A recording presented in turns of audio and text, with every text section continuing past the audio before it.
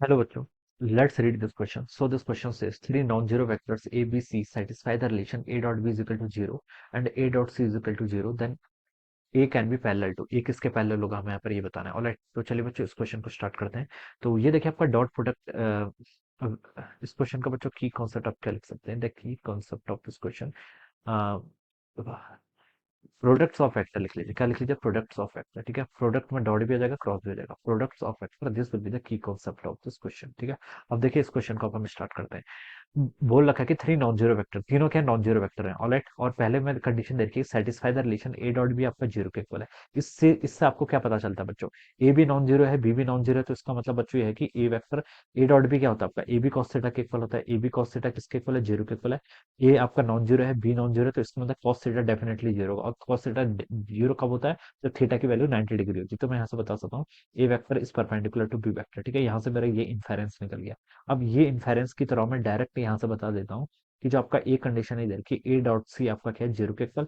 तो इससे भी आप डायरेक्ट बता सकते हैं यहाँ पर से क्या ए वेक्टर और सी वेक्टर क्या होंगे? एक दूसरे के परपेंडिकुलर होंगे. ठीक है, ये पता चल गया. अब हमसे बोल रखा है then A can be parallel to. A देखिए किसके पैरेलल होगा?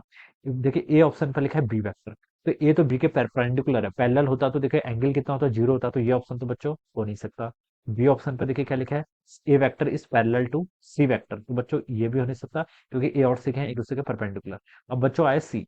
सी क्या आपका? B dot C. ठीक है, बी डॉट सी. अब देखिए बच्चों बी वेक्टर और सी वेक्टर. ठीक है, ये क्या है आपका? बी वेक्टर और C vector this both are, ये क्या आपके परपेंडिकुलर है किसके? इसको देखिए आप ऐसे भी समझ सकते हैं, ये बी के भी परपेंडिकुलर है. चलो इसको हम अभी रिप्रेजेंट नहीं करते हैं वरना इसमें केसेस बन जाएंगे. ठीक है, अब देखिए बच्चों जो आपका बी डॉट सी होगा, हम क्या लिख सकते हैं? बी डॉट सी वेक्टर ये किस प्लेन में लाई करेगा? बी डॉट सी जो होगा बच्चों आपका, ये देखिए आपका बी, ये आपका बी और सी के प्लेन में ही लाई करेगा. बी डॉट सी जो होगा आपका वो बी और सी के क्या करेगा? प्लेन में लाई करेगा. इसका मतलब है कि बी एंड सी आपके सेम प्लेन में है. ठीक है, ये हम बता सकते हैं. अगर देखिए एक A vector can be parallel to B vector dot C vector बोल लगता है. ठीक है, B vector dot C vector का देखिए जो भी प्लेन होगा वो क्या होगा? बी और इसका बी डॉट सी अगर आपका नॉन जीरो के इक्वल आएगा तो इसका मतलब है बी और सी क्या होंगे? आपके सेम प्लेन में होंगे. अगर बी डॉट सी जीरो के इक्वल आ गया इसका मतलब बी वेक्टर क्या? सी वेक्टर के परपेंडिकुलर क्या होगा? परपेंडिकुलर होगा. ये हम बता सकते हैं. अब हमसे बोल रखा है कि ए वेक्टर किसके पैरेलल होगा?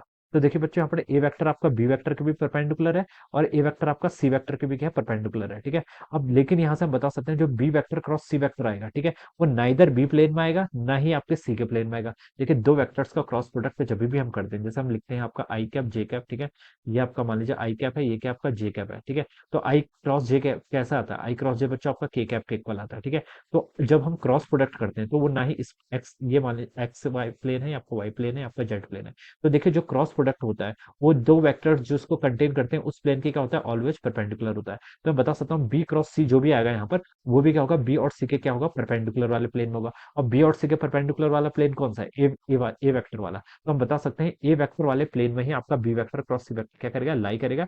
थ्री डायमेंशनल फील्ड में बता सकते हैं. तो अगर ए वेक्टर और बी क्रॉस सी वेक्टर दोनों एक प्लेन में लाई कर सकते हैं तो वहां पर वो आपका पैरेलल की कंडीशन सेटिस्फाई हो सकती है. तो बच्चों बता सकते हैं डी ऑप्शन क्या होगा? इसका करेक्ट हो जाएगा. सी भी आपका यहाँ से इनकरेक्ट हो जाएगा. ठीक है, तो इस तरीके से हम करेंगे. थोड़ा सा देखिए इमेजिन करना है. इमेजिन देखिए कैसे करना है. इतना से और है कि बी वेक्टर और सी वेक्टर क्या है? ए वेक्टर के परपेंडिकुलर है. अब B vector cross C vector करेंगे तो ये ना ही बी के प्लेन पे लाई करेगा ना ही सी के प्लेन पे लाई करेगा. अब प्लेन आपके थ्री डायमेंशन की बात कर रहे हैं तो ये बी के प्लेन में भी नहीं है, सी के प्लेन में भी नहीं, तो ये ऐसे परपेंडिकुलर होगा. और ए बी और सी इन दोनों के परपेंडिकुलर कौन सा प्लेन है? A vector. तो हमें बता सकते हैं बी क्रॉस सी आपका ए वेक्टर के प्लेन में क्या कर सकता है? लाई कर सकता है. तो यहाँ पर आपकी सिचुएशन बन सकती है कि ए कैन बी पैरेलल. ठीक है, तो आपसे इसलिए हमने क्या कर लिया? यहाँ पर डी ऑप्शन आपका क्या कर लिया? राइट कर लिया. ठीक है, तो ये आपकी देखिए basic understanding of vector by based question. All right, so option D will be the right answer of this question. So I hope you all understood this concept. All the best and thank you.